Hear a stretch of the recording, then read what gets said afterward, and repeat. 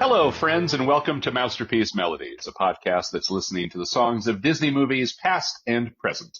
I'm Josh Spiegel. And I'm Scott Renshaw. Thanks for joining us on this comprehensive and encyclopedic compendium of all things Disney music. Now playing The Princess and the Frog. And before we get into our discussion, thank you for listening. No matter how you're checking us out, we hope you like what you're hearing. And if you are, we'd appreciate it if you could rate and review Masterpiece Melodies on iTunes, Spotify, or whatever app you're using to listen. That's right. Let everyone know how much you love the show and tell your friends to do the same. Of course, you can follow me on Blue Sky at Scott Renshaw, and you can read my film criticism at cityweekly.net.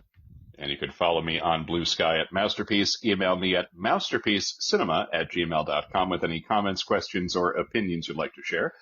All right, now that all the housekeeping is out of the way, let's start talking about the songs of The Princess and the Frog. And to do that, we are thrilled to welcome into the show a very special guest. He is a TV critic who runs whatsalanwatching.com. He is also the author of so many different books. The Revolution Was Televised, The Sopranos Session, Saul Goodman versus Jimmy McGill, TV, the book. Alan Sepinwall, thank you for being here. Well, we're thrilled to have you. Hey, guys. Pleasure to be here.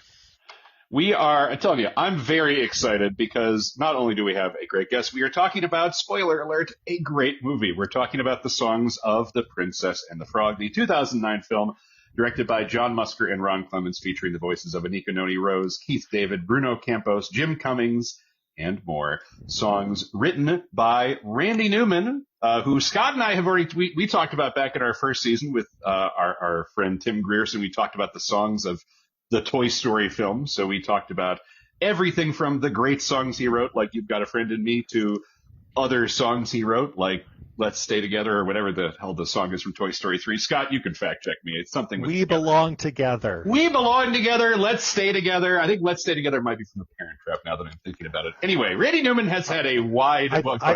I think it's from the Reverend Al Green. I don't know. Let's stay up. Yeah, you know what? There's so many different types of songs that I don't have a great recollection of. Clearly, there's something from The Parent Trap that has a similar title to that. Maybe not the Al Green song. Anyway, Princess and the Frog. I'll get on topic here. So before we kind of dig into the song-by-song discussion of the various songs in this movie, and there are, I believe, 8, 9. There's a handful of songs that we're going to talk about here. Walk me through, for the two of you, your recollection of your first experience with this movie. It's been 16 years, almost 16 years to the day since the film was released in theaters. What was your first kind of interaction, your first experience with this movie? Alan, then Scott. My daughter was still in princess phase when the movie came out. And so this was kind of a film that was on a whole lot of the time in our house for a few years. And then again, when my son was old enough to appreciate Disney movies. And this was always one of her and our favorites. So we watched it a lot. And thankfully, it is one of the good ones because, you know, the experience sometimes is your kids fall in love with absolute junk and you're subjected to it over and over again. And this one was always a pleasure. And earlier this year, we went to Disneyland for the first time in a while with a lot of advice from Josh. And we went on the renamed, what is it called now? That's called Tiana's Bayou Adventure, Alan. Yeah. So we went on Tiana's Bayou Adventure, and it was really, really fun to be reminded of all the details from the film and to have those songs back in our heads again. Now, Scott, I assume, hopefully correctly, at this point, you would have been doing your reviewing for cityweekly.net. So I assume you saw this at a press screening, right? Yes, I was well into my tenure at City Weekly at that point. And I mean, so here's the thing. I have grown to love it, but I didn't love it initially. I liked it a lot, and I liked the songs a lot. I think what bugged me just enough to kind of drop it down a notch was that Naveen's arc felt too Cusco. And as much as I love The Emperor's New Groove, it felt like we're just doing Cusco again. We're doing the arrogant royalty who is turned into an animal and everyone else has to serve their interests, and they have an awareness. And so the arc just felt too, it's like, I've been here. There's a lot to like about it in a lot of other ways. And I think that's the thing that I've with time and being able to separate it from that and realize what it has going for it on its own merits, I think I'm able to appreciate more. At the time, it was still a little too close to how much, and you talk about the things that your kids watched all the time. My kids watched The Emperor's New Groove all the time. So that was one of those things that was in my heavy rotation, and it's like, I've been here and done this, so it would have been nice to have a little more variation on that theme. But again, I've grown much more fond of it over time. You're saying you preferred a different John Goodman movie over this one, really, right? Yes, because I definitely think about The Princess and the Frog as a John Goodman movie. Who doesn't? Sure. Yeah, I mean, and Scott, remind me, if you can recall, did we do a revisited episode on this on the old show? Not to my recollection either, no. Okay. So the reason why is I'm hearing this and I'm thinking, I wonder if I would have gotten grouchy at you in the old days, because as I have made no bones about the fact that I adore this movie. I saw this movie in theaters with my wife. This was before I was reviewing things regularly, so it was after it was released. And if similar to what I said in our last episode, if you've ever followed me on social media, 1, thank you. 2, I'm sorry. And 3, you know that aside from gifs like the Michael Caine dancing in Muppet Christmas Carol, I often talk about how much I adore hand-drawn animation. And the thing about The Princess and the Frog that is worth remembering, especially now, is that when it came out, it was touted as Disney's big return to hand-drawn animation. It had been a couple of years since they had I think it was Meet the Robinsons that's computer animated. It had been a little while since they had had true hand-drawn animation. John Lasseter, who everybody still knows and loves amazingly well. Don't Google him, kids. Everybody remembers him. Normal guy. Yeah, he loved his Hawaiian shirts and just that. My point being, he had been installed as kind of overseeing Pixar and Walt Disney Animation Studios, and to his credit at the time, he was big in saying Disney animation should be hand-drawn. So this was meant to be a big return. It was a princess story, a princess-adjacent story, perhaps more accurate, until the very end of the film. And it was adapting in some form one of the most familiar fairy tales, that of the Frog Prince. And more importantly, it was the first time there was a black female lead in a Disney animated film. There were a lot of things going for it. The one thing, it's funny, as many times as I've watched this movie, until I rewatched it for the show this week, I was like, oh, right. Oprah's in this movie as Tiana's mother. I'd almost forgotten that she has a supporting role here. My point being, whatever I can say about Disney then or now, they did kind of go all out marketing this movie. This was a big deal film. And when I saw it in theaters, I think I had not seen Bolt the year before, which I only mentioned because I believe Bolt is the first film to have the Walt Disney Animation Studios logo with Mickey Mouse's Steamboat Willie. I had not seen that. So as soon as I sat down to watch this, I saw that, and it's not actually part of the movie, but I was getting like emotional, like, yes, this is exactly what you should be doing. And then you get the prologue with young Tiana, first of all, you see her with her friend Charlotte, who is the daughter of Big Daddy, voiced by the aforementioned John Goodman. They're hearing the story of the Frog Prince. Tiana thinks it's gross. Charlotte sees that as an aspirational story because she could be the princess in that type of story if she got her dreams to come true. And almost instantly, I was just completely locked in to what this movie was doing. So I know, Scott, that we talked about The Emperor's New Groove on the old show, and I know that while I like that movie, I definitely don't like that movie as much as you do. So I mentioned it because one thing that I have always loved about this movie, among the many things I love about this movie, Naveen is one of the most enjoyable Prince characters in any of these movies, with the obvious caveat, the bar is pretty low when you compare him to Prince Eric or Prince Charming or Barely Has a Face from Snow White and the Seven Dwarfs. The bar is low to have a cool and enjoyable Prince character. I think that Bruno Campos as Naveen is extremely funny. I think the character is enjoyable. I don't disagree that the arc is similar. I don't care. That's most important. I love this movie so much, and that absolutely extends to the songs. as I said, when you kind of I'm looking at the track listing right now. If we count our reprises, if we count the closing credits song performed and written by Neo, I believe technically there's 10 songs, but that includes the reprises and the prologue, which is briefly performed by Anika Noni Rose. We can talk about the fuller version of that song, which is Down in New Orleans, sung primarily by Dr. John, plays over a little bit of the titles and the opening montage. Once Tiana is now grown up, she's working as a waitress at 2 different restaurants in New Orleans, desperate to get her dream to come true to open a restaurant inspired by her late father, voiced briefly by Terrence Howard. And again, we get down in New Orleans. Before I gush, because spoiler alert, I'm going to be gushing a lot in this episode. What do the two of you think of Down in New Orleans? It's Dr. John in New Orleans. I mean, there's certainly other artists from the city you could have gotten, but he is among the most notable ones you think of when you think of the birthplace of jazz. And so, yeah, no, it's very cool to have him. Not bad. Right. Scott, what about you? At the risk of going into the drill, you under no circumstances have to hand it to him tweet. You do have to hand it to John Lasseter for actually realizing at the initial plan to give this to Alan Menken that Randy Newman writing music about New Orleans was the right choice. And this is, I remember, I grew up on Randy Newman. His Land of Dreams is one of the things that I've just adored over the years. So anyway, this was a very different, in some ways there's a lot of familiarity, especially in the non-song themes of the Randy Newman music. It feels like his Toy Story music, but these songs are so distinctive and have such a unique vibe to them that I don't think that a non-New Orleans performer could have given them. And of course that, having Dr. John perform it is great.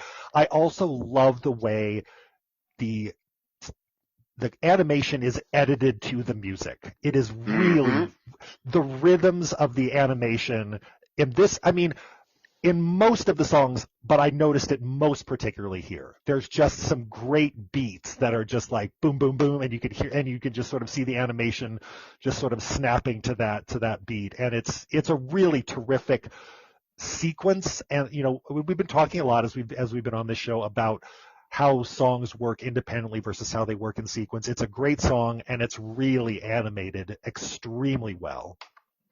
I am glad you mentioned it, because if you hadn't, I was going to, in that I was surprised at how much this it balances with each beat, each note. Like there's something happening on screen at the same time to kind of hit each of those notes. It's really effective in that way. I also, this time around, especially in terms of not just the song as a standalone, but with the visuals, I'd forgotten how much exposition is accomplished here without dialogue, because you get a few glimpses of how John Goodman's character Big Daddy is obviously very rich when we see Tiana and her mother taking the streetcar from his palatial mansion to their not so palatial mansion, right? To their kind of shanty house in a way. And you get a little bit of that, but it happens again Down in New Orleans. You see not only that he is kind of the king of Mardi Gras, that Prince Naveen has come to town, and you see their first interaction, Naveen and Tiana, and how Tiana doesn't even give him a word. She just kind of, scoffs at him briefly, and all of that happening with the song itself, which is, as you both said, Dr. John it's kind of an easy layup, but also why make it harder on yourself? Because, yeah, you mentioned also, Scott, I think I'd forgotten that Alan Menken was originally going to work on the songs here. And listen, hot take, Alan Menken is a good song composer. I'm sure that if he had written the songs, they would have been fine. I think that Randy Newman is better, although I will also agree, I do think the score around the songs is extremely... I was going to use this in Toy Story 3, but I decided to use it in this instead, which is fine. When you're Randy Newman, you're a legend. That's okay. But the score is definitely, I put in my notes, it's very Randy Newman-esque. But so anyway, so that song is, again, it is amazingly delightful. I love that song. And one thing I wanted to call out as I was rewatching this and thinking in terms of who sings and who doesn't sing. have always appreciated how one way this movie goes against the grain is that Charlotte is not just a delightfully weird, funny character. She doesn't sing, which is an interesting choice because, again, you look at her, she's kind of like the classic conception of who you might expect would be the princess in a different movie, possibly from Disney's earlier movies. But she doesn't sing here, which is interesting. Jennifer Cody voices her. It's a very funny performance, but there's no music in terms of what she does. But anyway, so as the story goes, as I mentioned, Tiana wants to open this restaurant, Tiana's Palace, which fortunately for her now exists at Disneyland. Speaking of Tiana and the theme parks, it looks nicer in the movie. I'll point that out. And she's been saving for years and years, and she has finally gotten to a point, thanks to Charlotte's extreme and outrageous generosity. One morning, she has enough money to buy a rundown, dilapidated lot. She has a brief conversation with these two real estate agents who, funny enough, are caricatures of John Musker and Ron Clements, which I say is funny because they're also the only attempt this movie not indulges, but engages with the very real racism that black people not only experience now, but would have experienced back in the 1920s, even in New Orleans, because initially they say, sure, we'll, give us the money and you can have this place. And then after the song we're about to discuss, they kind of renege on their deal a little bit because of a woman from her quote unquote background would have a hard time maintaining things, which again, it's vague for the kids in the audience, but if you're a grown up, you know what's going on there. But again, that happens after the next song, which is, as I put in my notes, perfection. And that song would be Almost There. Almost There. First of all, like the one thing I recently, on a sheer whim, I rewatched Dreamgirls, the musical adaptation of Dreamgirls from 2006 with Beyonce and Jamie Foxx. And I'd forgotten that Anika Noni Rose plays one of the Dreamgirl characters. First of all, I'm just going to point this out, it's not Disney. That is a wildly underrated movie. I loved Dreamgirls when it came out. If you haven't seen Dreamgirls in a while, you need to rewatch it because it's the one time Bill Condon figured everything out and did it well. And I'm going to pretend that after that movie and before the Beauty and the Beast remake, he got body swapped with an alien. My point is, Anika Noni Rose is great in that movie, but this is the song where you hear it and you think, oh, this is one of the greatest voices I have ever heard singing a Disney song. It is a perfect marriage to me of Randy Newman's songwriting and not just his kind of quirkier style, but he does an amazing job of writing to the type of song that would need to exist here. Because this is very much the I Want song. This is Tiana singing not only to herself, but to her mother about how close she is to realizing her dreams. And while she is doing that, we see basically her Art Deco vision for what Tiana's Palace is going to look like, brought to life by one of Disney's most iconic modern animators, Eric Goldberg, who, if you don't know, he's the supervising animator for The Genie. He did the Rhapsody in Blue sequence in Fantasia 2000, and he supervised this sequence, which has this, again, 20s style visuals. This is a flawless piece of music and animation, and you guys might not want to go that far, but that's where I'm going with this. This is one of my favorite sequences in a Disney movie, period, full stop. So what about the two of you? What do you think? Would I go so far as what? Would you go so far as to call, is this your favorite I Want song from the Disney movies? Ooh, that's a good question. It's really, really close. There's a part of me that would say maybe because we recently talked about The Little Mermaid here, and Part of Your World is a great song. I mentioned there how jaw-dropping it was to realize that song did not get an Oscar nomination. Almost There did, by the way. And don't worry, we'll talk about why it lost later on in this episode. I had to remind myself what it lost to, and I was not thrilled. You might even say I felt a little weary. That's a hint about the song that won. Anyway, that's a good question. Part of Your World is very close in my book. Because Aladdin, I like a lot of the songs in Aladdin, but I don't really know that there's any true I Want song there. And while I do think Beauty and the Beast is my full-on favorite modern Disney animated film. If you follow me on Blue Sky, you know this is very close in my book. This might be my favorite, though. What about the two of you, though? I have gushed about this song. What do the two of you think of Almost There? Well, it's funny you mentioned Dreamgirls because am I right that they wanted Beyonce to play Tiana and she wouldn't audition? I don't know if that's true, but I could see it happening. I mean, they went big with Oprah as the mother. I could see them saying Oprah could be Beyonce's mom. That'd be amazing. And so it's funny that they wound up with somebody else from Dreamgirls, which is the only thing I knew Anika Noni Rose from before this. And the voice is heavenly. The Art Deco animation is incredible. It's just I'm with you that if this is not the best, it's one of the very best of this type of song from any Disney film. I love, love, love it. But I also think what's interesting about it is that, we've talked again at length about the formula and the I Want song, that I don't know if I can think of another one that is this kind of, you're so used to them being plaintive ballads. It's the yearning, but this has I can feel it with the energy with which she wants this thing. And that's a completely different kind of I Want song. And that makes it stand out in all the other, it stands out obviously, as you said, in other ways as well, in terms of the vocal performance and the animation, which is, it is a wonderful choice to actually have it in that kind of that Harlem Renaissance, style that is, gives it a very culturally specific in addition to era specific. And so all of those things make it have the same impact without all of those pieces working together. Yeah, Scott, one of the things that's very cool about it is like you said, it's maybe not as plaintive as the others. There's just so much visual energy to it beyond the Art Deco because it's Tiana and her mom, moving through the place, starting to work on it, seeing what they can do. And so it's not that the other ones are necessarily static, but it's Tiana's got to move. She's got places to be, things to do. And so she wants this, but she already has the plan on how to do it. And she's already, as she said, she's almost there. And so it has a different tone to it than Part of Your World or some of the others. Yeah.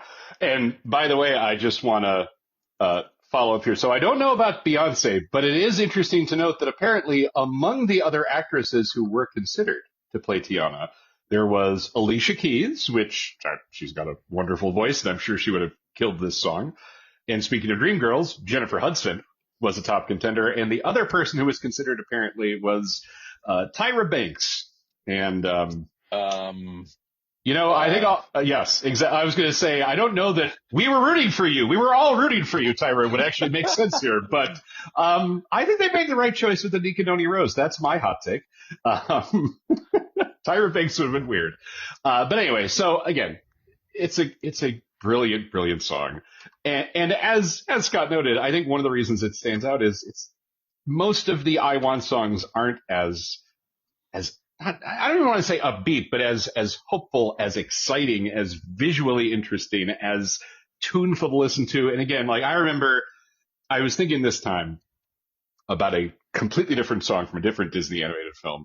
I was thinking about the end of The Bells of Notre Dame from The Hunchback of Notre Dame, specifically the last note that Paul Candel holds out as I forget the name of the character that he's playing, as the jester type, who's kind of the narrator of that movie. And I remember asking, when I did my oral history of that film a few years ago, I remember asking him about how did you hold that note at the end? And that's what I would love. If I ever got a chance to talk to Anika Noni Rose, it'd be how much of that was you? Maybe how much of it was production, post-production, fanciness. But that last note she holds out is so incredible. But the whole thing is, but especially that last note.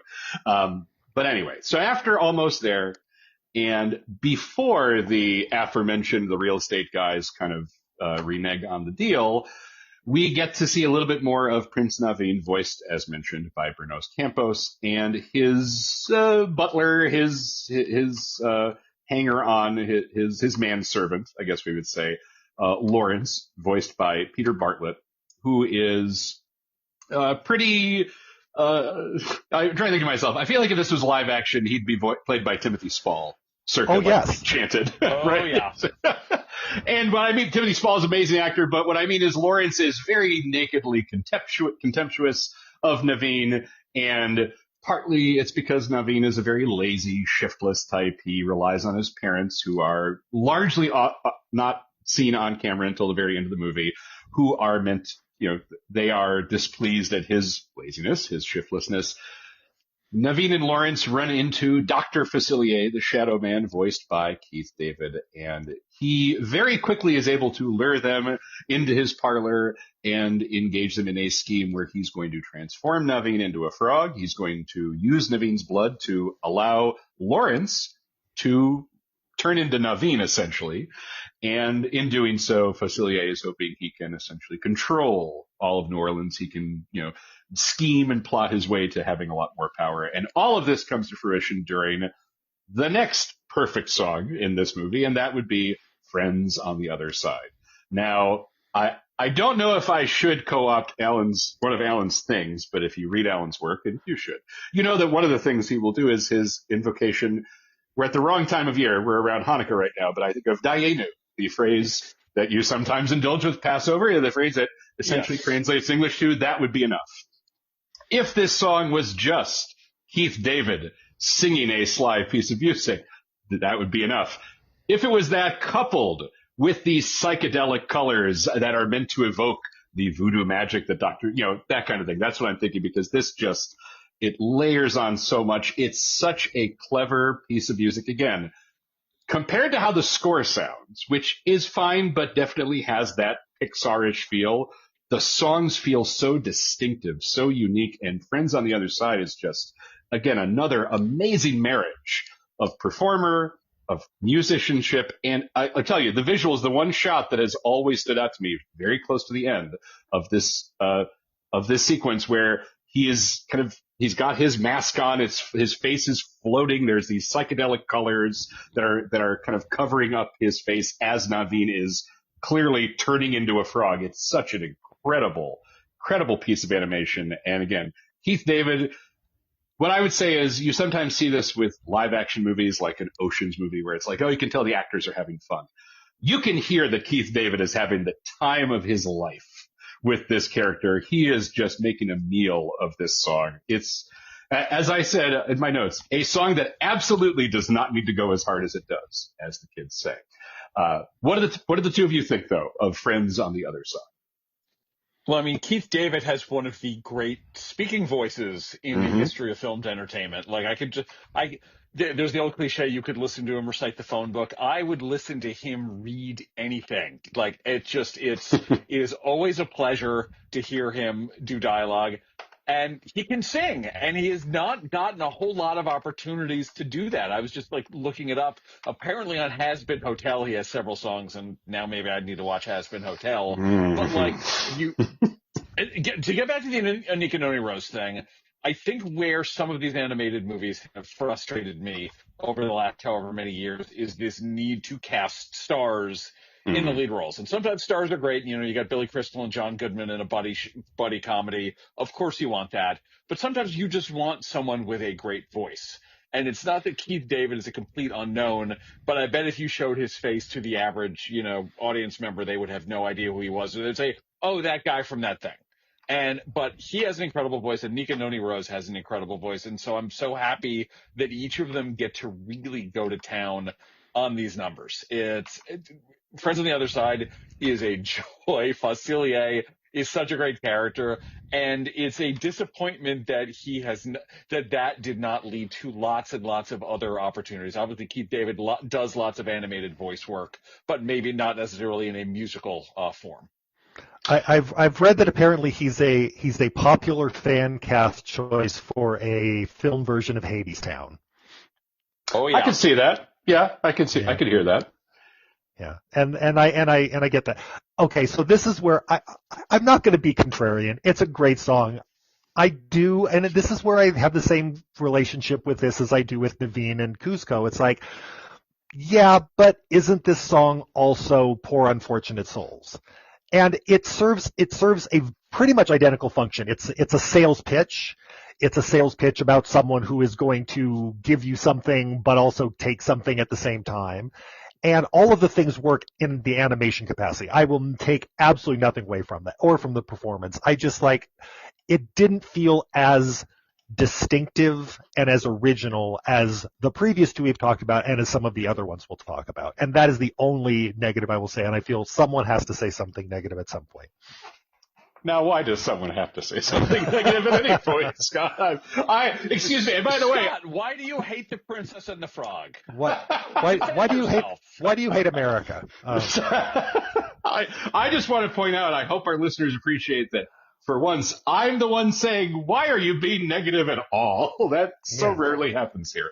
And here's the thing. You're not wrong about the Poor Unfortunate Souls similarity.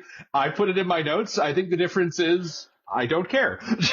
It is absolutely serving a very similar function. I think it is notable that unlike in The Little Mermaid, this song comes a lot earlier. It does not take nearly as long for either Naveen or Tiana to turn into frogs, which, again, The Little Mermaid is a classic.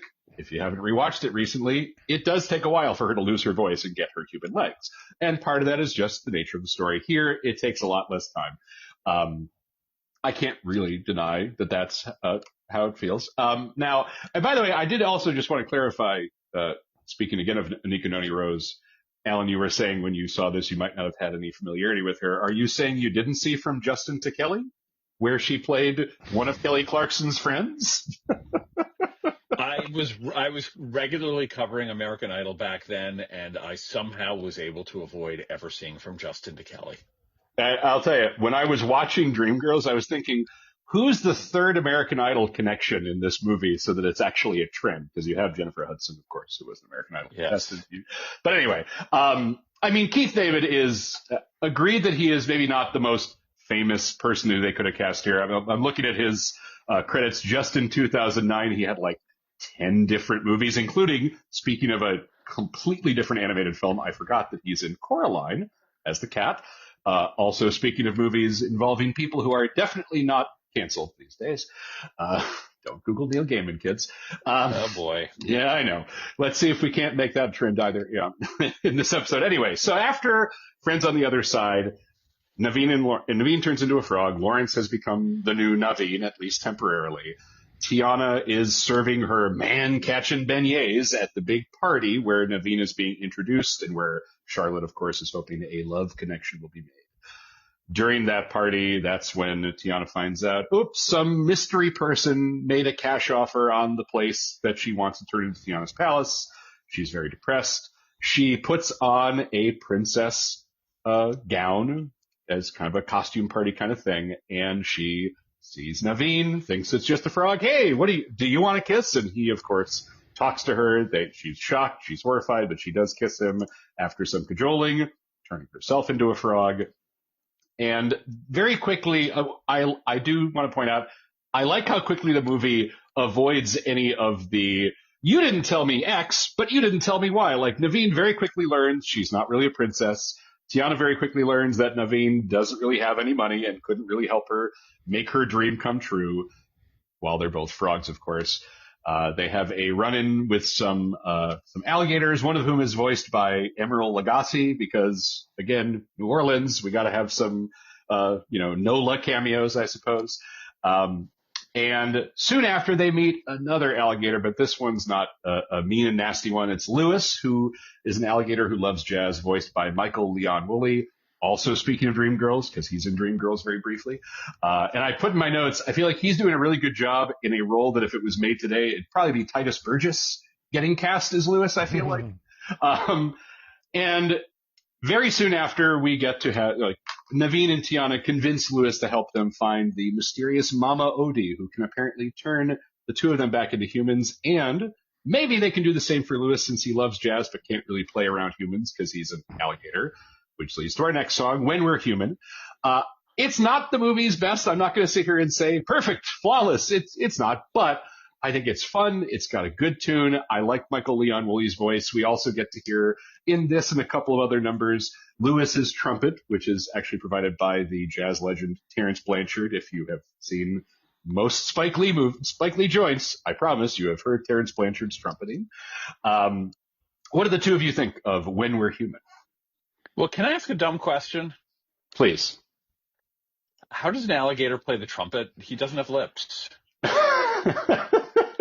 I don't know. How does he avoid getting shot at by about 100 different guns on a riverboat? Which he does in this movie in a very quick gag. I'll tell you, those are questions I don't have a good answer to.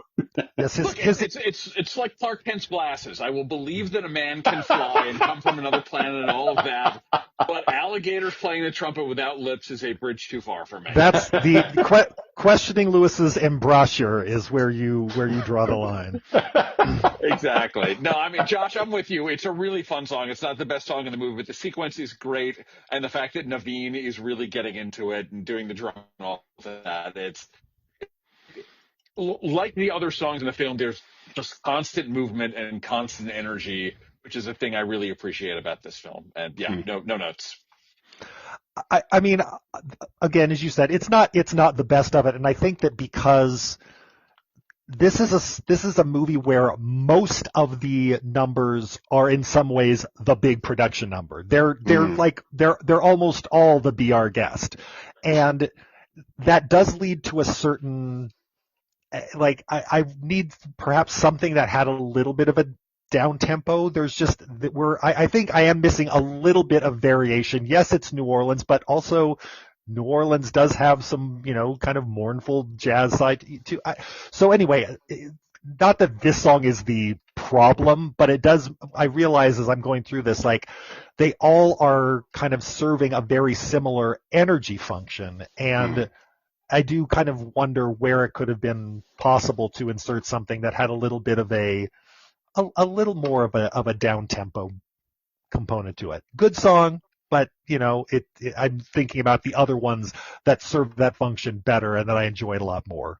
I mean, it's not an unfair point, and I think there's at least one song that functions in the not a big show-stopping number sequence, but really just one. We'll get there, and yes, we will, yes. And by the way, I do also I should have mentioned this since earlier Alan was asking if I thought Almost There was my favorite I Want song. I don't know that Friends on the Other Side is my favorite villain song, but it is worth noting it's basically the last good one that Disney's made, because we did get a different villain song with the movie Wish, but I wish I had not heard that song. It's pretty close to one of the best, certainly. But anyway, after When We're Human, there's some goofy activity. As it turns out, as Naveen and Tiana realize, Lewis maybe does not have the best directional skills while they're literally tangled up with their fly-catching tongues. They meet Ray the Lightning Bug, voiced by Jim Cummings, who is an actor who, if you've seen almost any Disney movie in the last 30 years, you've probably have heard Jim Cummings' voice, but you might not realize it. He is the current voice of Winnie the Pooh. He voices Ed the hyena in The Lion King. He is typically the guy. He's kind of like Frank Welker. If you know who Frank Welker's voice is, the voice go-to for all the small characters, not often with the big prominent role, but I mention it because Jim Cummings is certainly not a big famous actor, and I can see a version of this movie where honestly Disney would have been like, we had him in Bedtime Stories last year. Adam Sandler does a Cajun voice. Let's have him do the Lightning Bug. Right? Yeah. Thankfully, that did not happen. Adam Sandler's great, but also he would have been a little distracting as Ray, I think. And here, what I'll say is Ray is one of a couple characters in this movie that I can see some people watching it and saying, I get what they're doing, but he kind of drives me crazy. I would say he's just on the right side of being charming and not obnoxious. I think that he is used sparingly, we'll say. I think that if he was the only comic relief character, it might have been a little frustrating. But talking of different musical styles associated with New Orleans, we get to hear some Zydeco with the next song, which Ray and his Lightning Bug friends and family sing. It's called Gonna Take You There. And as I mentioned, Lewis doesn't have great directional skills, so Ray and his family lead Lewis, Naveen, and Tiana towards Mama Odie while they are singing this song. Again, I can see how this song may not work for some folks, just if you don't like Zydeco, if you don't think Ray is a fun character. I think it really works very well. And as mentioned already by both of you, it's another fast-paced song. It's constantly moving. These songs don't really dawdle, which is also a nice thing. So yeah, I liked this. It's fun. And it's also the kind of thing where, Alan, you mentioned earlier, and we'll talk briefly about the theme park thing maybe later. I remember back in 2009, Disney had on their Rivers of America in Disneyland, they had a show on their showboat with Princess and the Frog songs. And I remember this one specifically was like a big group number. And I remember thinking, yeah, I get it. It sounds really good as kind of like a live group number as well. But what do the two of you think of Gonna Take You Well, the cool thing is Jim Cummings actually lived in New Orleans as a young There? adult, so it's not like he's pulling a Sandler and just drawing the accent from having seen Justin Wilson Cajun Cooking on PBS or whatever. No, I like it. This is of the two Ray songs. This is not my favorite. The other one is maybe my favorite song in the movie or my favorite moment in the movie. Wow. But maybe not that. But I love Ray. So, but of the two, I prefer the other one. I will say that this is very good. I'm going to be the actual. I love. First of all, I love Ray. I think he is a wonderful character, which makes what happens so devastating and so unusual and so distinctive in the Disney canon. But I love Zydeco. I love Zydeco. It was the thing that when I visited New Orleans, it was like, this is where I wanted to hear. I've got stuff. And my only complaint about this song is that it's too short. I would gladly listen to a twice as long version of this song, and you could do, and it wouldn't have been hard to do it just because this is basically the montage of progress, and you could have had some additional little business going on as they are making their way towards Mama Odie, but I love it. I love this. I just love the sound, and I love what Randy Newman does with it and what Jim Cummings does with the performance. Love it. Yeah, and again, I should note, I didn't even know if either of you was going to say, oh, Ray, he's annoying. But it's one of those characters where I can kind of see that a person be like, okay, that's a little much. And I also say that because of the other song he sings, which I like very much as well. But we'll get to that in a second. So around this sequence, I think it's after this one, there is the only part of this movie where I think it's funny, but also it probably didn't need to be in the movie. I somehow always forget there's the like Looney Tunes style comic slapstick sequence where there's a few dumb shit hick hunters who are trying to kill the frogs. And again, it's funny and quick, and it's also one of the only scenes in any Disney animated movie where I think, or at least modern ones, where it's like, you could have cut this out entirely, and I don't think anything would be different with the actual story as it really matters. You get a little bit more of Naveen and Tiana getting closer to each other, but that happens anyway throughout, I would say. But anyway, after that, we have heard a couple of times by this point from Ray about Evangeline, his girlfriend, and they finally get to meet, in a sense, Evangeline, because it turns out she's not really a firefly. She is, if not literally the North Star, she's a big shining star in the sky. And just as Kristoff and Anna don't tell Olaf what really happens to snowmen in summer, nobody has the heart to tell Ray at first that Evangeline isn't really a firefly, which allows him to sing Ma Belle Evangeline. More trumpet from Terrence Blanchard because Lewis is accompanied. Ray, Jim Cummings sings it very well. I think it's a very sweet song. It is the aforementioned only real slow song in this movie. Again, I like it. It's very sweet. It doesn't quite get to the level of Saccharin, as Scott and I were talking about with the song from the Muppet Christmas Carol last week. It is a little sugary, though, I will say. But I get the sense, at least Alan, you may hold this in higher esteem than myself. What did you think of this song? I think it's not so much the song itself, which, as you say, is kind of sappy. It's more because that is what properly sets up the happy ending that Ray gets, because until that point it is devastating, but no, this is what Ray wants, and Ray gets it, and you kind of need that in order for the moment when you see him up in the sky with Evangeline to really land as hard and as sort of joyfully and tearfully as it does. That is why I'm fonder of this song than the first. That's a fair point. Scott, what about you? I think it's a really interesting kind of love song because basically you are hearing someone sing a love song to the quote-unquote person, thing, whatever, that they're in love with, while we know that the song is really about our two primary characters, is about Tiana and Naveen. So they are kind of they are absorbing the vibe of what it is like to feel that passionately about, to really care that much about someone else. And to me, it's just a really interesting way to construct a love song. It's like, this love song ain't about you, but you're feeling that it is about you while it's happening, which is what happens to people when they listen to love songs. It's like you're making a transference of sorts. And so I think that this is just and it's, again, I like the fact that it's a change of pace.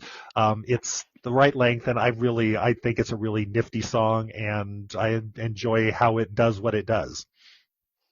Again, it's a solid number, to be clear. And I mean, we keep talking about what happens to Ray at the end. We'll get there soon. I can't deny that is a standout moment for a lot of reasons.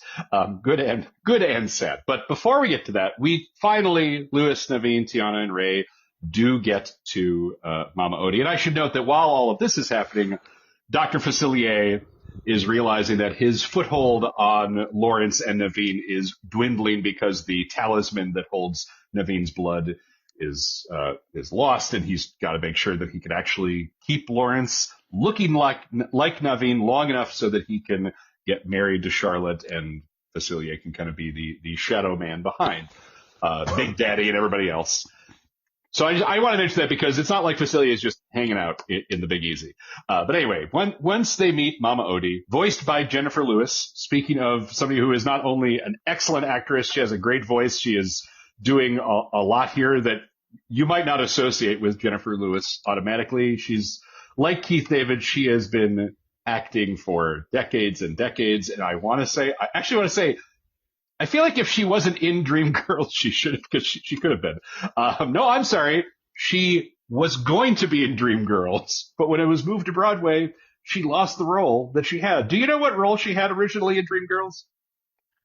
She plays the Jennifer Hudson role, right? Effie White. That is correct. She had that, but then Michael Bennett, who directed the show, said, "You know what, Jennifer Holliday, she might be better." And no shade to Jennifer Lewis, but Jennifer Holliday is a little better. That's Effie, I have to say. But anyway, Jennifer Lewis she is a great actress. She's been in all sorts of different movies, and she is doing a lot with her voice. It's a very kooky character, Mama Odie, but she gets to sing this big song that is meant to impart some wisdom to all three, Louis, Tiana, and Naveen, because yes, they all say that they need to become human again, but is that really what they need? Maybe they should dig a little deeper. Dig a Little Deeper is not the last song in the film, but it is the last big show-stopping number. Very colorful, very bright, bouncy, fast-paced. I will allow it is a little weird that we hear a lot about Mama Odie for a while. We finally meet her. We get this song, and again, it's a great song, but it comes a little later than you might almost expect some showstoppers and other Disney animated fare to come. You know, if you think about Your Guest, that's earlier in the movie, or Friend Like Me, or, Under the Sea, etc. This kind of serves a similar-ish function in that it's a big, bouncy, 11 o'clock Broadway style number. Again, really good, really fun, enjoyable. What do the two of you think of Dig a Little Deeper? Well, see, now that Scott has put Emperor's New Groove in my head, I want to ask you to compare Jennifer Lewis to Eartha Kitt. Obviously, that character is evil and Mama Odie is good, but you see what I'm saying, right? No, honestly, no. I don't. I mean, I other than the fact that you've got a little cackly voice going on there, and I'm not really necessarily hearing Eartha Kitt specifically, and of course that you have the one who is more of the eccentric rather than I'm the one who thinks I'm smarter than everyone else and is being put upon because it's not working out. So I don't see the characters as all that similar. It's more like you cast a legendary black actress and singer as sort of this wizened old woman with powers, and obviously one is good and one is not. But in that respect, I can see some parallels. It's a raucous song. I like the song. Now, Scott, you completely I'm seeing shadows where they're not there in this movie, and I blame you for that. This is going to be like the Kennedy Lincoln coincidence. We're going to be just tracking every little bit of it, and don't you see it, man? It's all there. Yes, exactly. Yeah. So this is clearly the most showstoppery of the showstoppers. It is the most be our guest of the songs. But and what's weird about it is, as I'm sure you'll say, this is effectively the last new song in the film with another almost half hour to go. So it's weird that it sends us out on quite a high note, but we've got a lot of the third act resolution to go with no other songs in it. And so if that's going to be what we kind of end with, awesome, because this is a really fun song. We are going to talk about the Oscar thing. It's just baffling to me that this isn't, I mean, I don't know which one you would choose in its place, but this to me is, I think I would actually put it a little bit over Down in New Orleans. So I'll answer your question now, Scott. I mean, sorry. Oh no, Alan, go ahead. Yeah, go ahead first. Well, just in terms of the structure, I mean, I remember when I was going to do this, I put on the soundtrack in the car while I was driving around with the kids, and like they both of them observed that like there are not a lot of songs and they're relatively short, and that like you said, the last one comes fairly early in the movie, or with a lot of time to go, and I'm like, isn't that the way Frozen is structured as well? So there is something just musically in some of these Disney films where they feel like we don't need a big final number. Yeah, I mean, it is a fair point, no doubt. And I will say again, I do like the song a lot. It's interesting that it takes a little while to get there. And I did want to note, Jennifer Lewis has so many different credits. I'd forgotten that you can hear her on 2 completely different rides in the Disneyland theme parks. You can, of course, hear her as Mama Odie in Tiana's Bayou Adventure. She also plays Flo in the Cars movies, so she is briefly in Radiator Springs Racers, if you listen for her. She's, again, been acting for a very, very long time. So after Dig a Little Deeper, which one thing I also like about the song is actually what happens right after the song, because we in the audience understand that they're saying, Tiana, yes, hard work is a valuable piece. It does get you closer to your dreams, but there is such a thing as working too hard or pushing yourself too much. And right as the song is over, they're like, Tiana, do you get what you're supposed to do? And she's like, work even harder. And it's like, that's not what we meant. It's kind of funny, especially that late in the movie, for it to be like, yeah, you still got some ways to go to get there.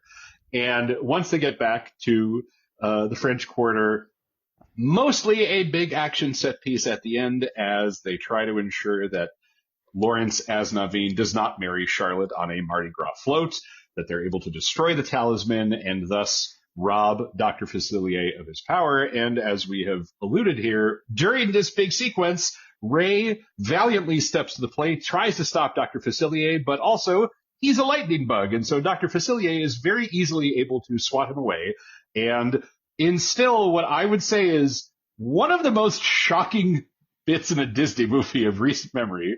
Ray dies. The happy ending that you've alluded to is that his soul, his spirit goes up into the sky and joins Evangeline among the stars. And, is it scientifically accurate?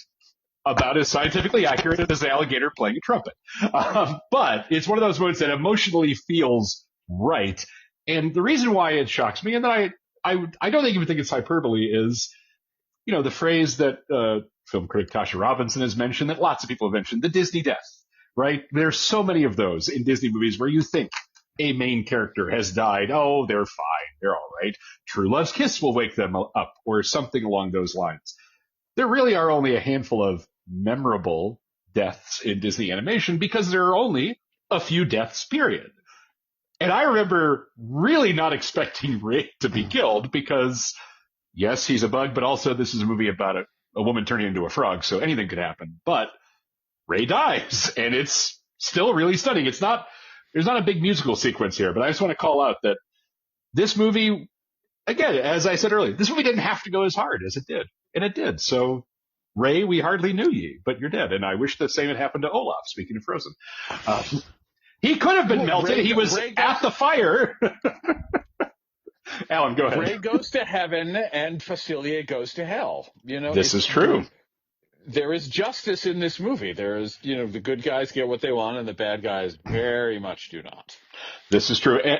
Scott, go ahead. I can tell you're about to say something. I mean, it's an interesting variation on the, we have so many of the way that Disney villains die. It's they fall somewhere into an abyss and they just disappear from sight and we just presume their death because they've fallen a long way. And this is sort of that equivalent. These basically, pulled into the gates of hell and, just pulled away from us. And it's really dark. It's really, I mean, that all of those things together give this kind of an emotional tone that feels much richer than a lot of the things. I mean, certainly, I mean, Musker and Clemens, they don't need anyone to, defend their work in the Disney canon, but this is different. It just feels, even though there's a little dark component to Beauty and the Beast, but it's just not this. And they took some chances, and unfortunately, as we know from the history of Disney, it didn't pay off the way that Disney would have liked, and here we are. Oh, we'll get to that in a minute or two. So before we get to well, we will get there, especially since one of the reasons why this movie did not take off initially is related to a film who has a third entry in theaters this very week. But anyway, before we get there, so after all, Facilier has been taken to hell. He's been dragged to hell, speaking of movies from 2009. Not this one. But anyway, so he's gone. Ray has passed away. Naveen and Tiana turn back into humans because although they make peace with being frogs forever, once Naveen kisses Tiana, well, now she finally is a princess. The curse is lifted, and she's able to open a restaurant. And as we see in the closing montage, Lewis is finally playing music again after he threatened the real estate agents to allow Tiana to buy that dilapidated space. They've turned into a big restaurant, big party atmosphere. All this happens as we hear another version of Down in New Orleans. Mostly just all I'd say is Anika Noni Rose has a great voice, and it's very enjoyable to listen to her singing, even if it's briefly there. The only other song I really wanted to talk about in detail is the closing credits song, which is Never Knew I Needed, written and performed by Neo. I think it's fascinating that he didn't do a cover, or there isn't a cover of any of the other songs playing over the closing credits, a la Demi Lovato singing Let It Go, or, we mentioned in our last episode of the Muppet Christmas Carol, there's a closing credits version of a song performed there by a very young Martina McBride. Here, we get a song that is emotionally meant to be in the same place. I will say I like the song. It is not, in my opinion, in my straight white guy who doesn't know a ton about New Orleans music opinion, not super relatable to, like, in the way that's like Randy Newman saying Zydeco, gospel. Like, it doesn't do the same thing, but it's a good R&B number. I mean, what do the two of you think of Never Knew I Needed? I mean, it's a perfectly fine song. I think it just feels much more calculated. We have to give this soundtrack an extra boost. If we put like a more traditional New Orleans song on here that has nothing to do, that's not already featured in the movie, that's not going to move merch. If we can put like a sticker on the CD that says, featuring a song by Neo, if we can get that played on the radio, that's going to help us.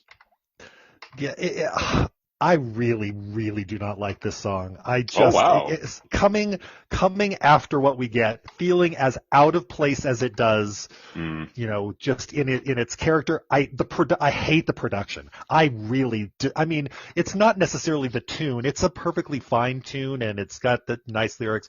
It's just the production of it is just, it's nails on a chalkboard. Just the way that the tinniness of the percussion, just everything about it. I'm just going, this is the thing you're going to send us out on. We've had this big, Mardi Gras party, and this is the final song, and it's just really disappointing. All right, then. Well, tell us how you really feel, Scott.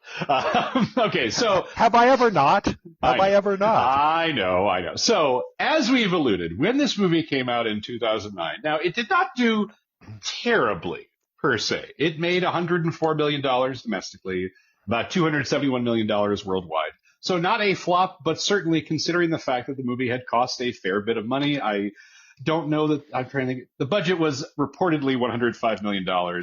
That doesn't include the marketing, and I'm sure there was lots of marketing because it was, again, Disney did not shy away from promoting this movie. And unfortunately for this film, it opened at the same time as a little motion picture called Avatar, directed by James Cameron, a movie that has not made any serious... I think we all know that nobody talks about Avatar anymore. It's definitely not a big deal at the Disney theme parks, by the way. It's coming to Disneyland too. Can't wait. And as I mentioned, I mean, now we have the third Avatar coming out the very week we're recording. We're recording this on December 18th. I also want to point out it wasn't just Avatar that caused this movie to have a hard time breaking through. The other big movie that came out in December of 2009, also from 20th Century Fox, was a little movie called Alvin and the Chipmunks, The Squeakquel. And we can all laugh at the stupidity of that title because it is. But that movie made more than twice as much as this. And again, a family film, clearly meant for a similar audience as this one. And I mention all that because, unfortunately, once this movie did not do very well, Disney did not entirely throw out hand-drawn animation, as I have mentioned on Blue Sky and on podcasts before. In the summer of 2011, they did a perfectly wonderful, lighthearted Winnie the Pooh movie, speaking of Jim Cummings, and that movie opened opposite, let me check my notes, Harry Potter and the Deathly Hallows Part 2. What a shock that it didn't do well in theaters. So yes, this was really the last big gasp of hand-drawn animation. The following year was Tangled, which is a perfectly okay movie. We've talked about it already on this podcast. It's fine. It's also computer animated, and certainly movies like Frozen, Frozen 2, Wreck-It Ralph, etc., all computer animated. Even Moana, which I love very much, speaking of Musker and Clemens, because that was the next movie they would make together. I love that film. I love the songs in that movie. I'm glad they never made a sequel and are not making a live-action remake. Please don't correct me. I'd like to live in my fantasy world. I like that movie a lot in the songs, but it's not quite the same in terms of the animation. To the point where we mentioned Tiana's Bayou Adventure. When that theme park ride was announced in June of 2020, I remembered thinking, yes, it is long overdue to replace the embarrassingly racist Song of the South ride in Splash Mountain, as popular as it was.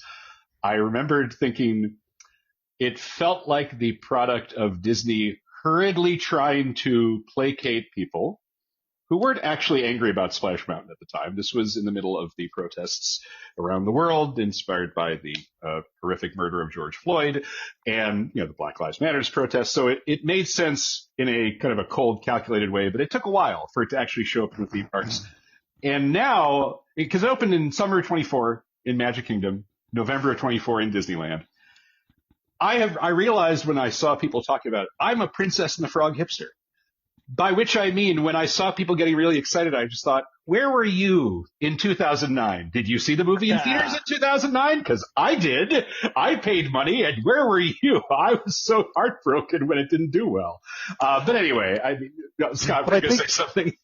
I do think what's interesting about that is the parks are an interesting way to determine what really is culturally sticky, that in a way that they don't always anticipate. And not just, I think there are other examples where Disney obviously didn't see this coming, and we'll talk about one of them next time in a song that they certainly didn't see coming, and we'll talk about that. But you could tell, Princess Tiana is always one of the most popular princesses in terms of and so it was clear, and Facilier as well, and unfortunately I'm disappointed that has sort of gone away. Facilier was always around for a while and now has seemed to disappear. They put Tiana on the Mark Twain, and you'd have this great little kind of captive audience, opportunity for a princess meet and greet.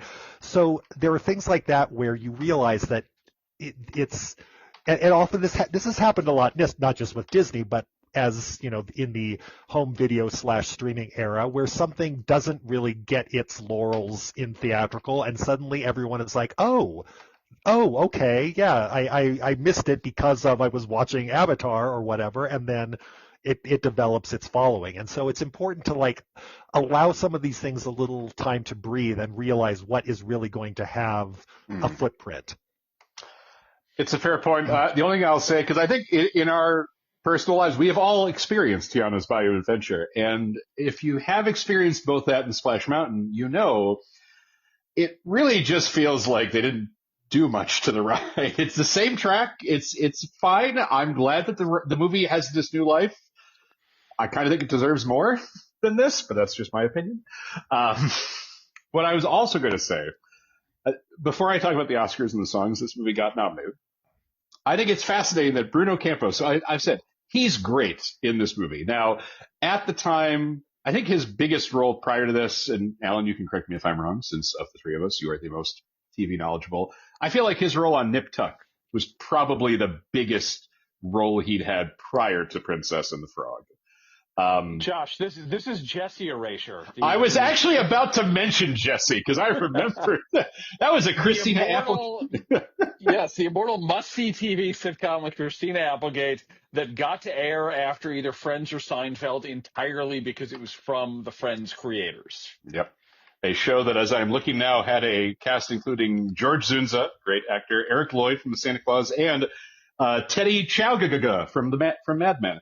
Apparently he was on season 2 of that show, Kevin Rahm. But anyway, so I mentioned it because Bruno Campos quit acting almost immediately after this. He is a lawyer. He is a lawyer in New York. It's really fascinating that he made a name for himself. I do believe his voice is in the pre-show of Tiana's Bayou Adventure, but it's honestly a bit of a shame just because I think he's really funny in this movie. But anyway, so as mentioned, this film did receive a few Academy Award nominations. In 2009, this was the ceremony hosted by Steve Martin and Alec Baldwin on the heels of It's Complicated. And the film was nominated for 2 different songs, 2 nominations in Best Original Song and 1 nomination for Best Animated Feature. Now, on the one hand, I am sad that it did not win Best Animated Feature. Scott, I bet you already know what won, so I want to see if Alan knows what won that year. I unfortunately Googled it while we were recording, so that's a shame. Okay, so Scott, do you know, or am I going to get teased to quiz you? well, yeah. Of course. It's up. It is Up. So that's one of those where it's like, yeah, I get it. I get why Up won. Up was I love this movie, but Up is also a brilliant film. Now, I don't feel the same about how the Best Original Song category shook out. So our nominations that year, I'm not going to quiz because I'm guessing you both know the answer to this one as well. The 2 songs from this film that were nominated were Almost There and Down in New Orleans. I think it should have been Almost There and Friends on the Other Side. But Dig a Little Deeper would have been great as well. I think Ma Bella, almost any of the songs could have gone in here. Down in New Orleans is fine. The other 2 nominees that did not win were Take It All from 9, a film that I don't even think I had the patience to watch all of when I rented it. That's the redo of the Broadway musical 9 starring Daniel Day-Lewis. And Loin de Paname from a film called Paris 36, which I have literally never heard of before. It's not a Diane Warren song, but it feels like one of those, this song only existed to get an Academy Award nomination. And then we have our winner from the film Crazy Heart, called The Weary Kind. Now, I know I saw this movie in 2009. This is the film that netted Jeff Bridges an Academy Award for Best Actor. Honest question, do either of you remember this song at all? Yes. No. I mean, I know it existed, and I remember, sure. But I couldn't hum a few bars if my life depended on it. I heard you say yes, though, Alan. Colin Farrell sings it in the movie. I believe Jeff Bridges writes it for him, or it's a Jeff Bridges song that Colin Farrell covers. But either way, I do remember it. It's a good song. Would I have given it the Oscar over Almost There? No. But on the other hand, I wish Jeff Bridges had his Oscar for Lebowski as opposed to this movie. So for whatever reason, it's a perfectly fine little movie, but Oscar voters really, really went in on Crazy Heart. They absolutely did, yes. I would also like to note that this overall lineup of animated features in that year was killer. Not just Up, but Fantastic Mr. Fox, Coraline, and The Secret of Kells, which is there. I mean, I literally any one of those would have won, and I would have been okay, fine. That is a good point. Yes, it is an unfortunate case of timing on the Princess and the Frog's part. But it was like, yeah, there aren't really any bad movies here. Even and again, if folks haven't seen The Secret of Kells, which I think is probably the one that you might be least familiar with out there, you need to watch that movie. Cartoon Saloon is doing amazing work, especially talking about hand-drawn animation. Listen, I've said it 100 times so far in this episode. I love this movie. I love the songs in this movie. I love every piece of it, top to bottom, stern to stem. Any other thoughts that either of you would want to share on this on this film, these songs, anything we have not covered yet? Thank you for having me on so I could have an excuse to listen to the soundtrack again and rewatch the movie. Well, we were happy to have you. So then, Scott, I think you can take us out. All right. So with that, it's time to turn down the volume on Mousterpiece Melodies. What's on the playlist for our next episode? As I obliquely hinted earlier, from 2021, Encanto. And while you wait, make sure you subscribe to the show on iTunes, Spotify, or wherever you download your podcasts. Alan Sepinwall, thank you so much for joining us today. I know we mentioned your credits at the top of the show, but for our listeners, can you let them know where they can find you and your work on the internet? The easiest way to find me is at my site, whatsalanwatching.com. That's ALAN. I'm also on pretty much any social media platform at my last name, Sepinwall. And of course, we'd love for all of you to listen along. Tell us what you think. Do you love the songs of The Princess and the Frog? Do you like them? Those are the options. I don't want to know if you don't like these songs.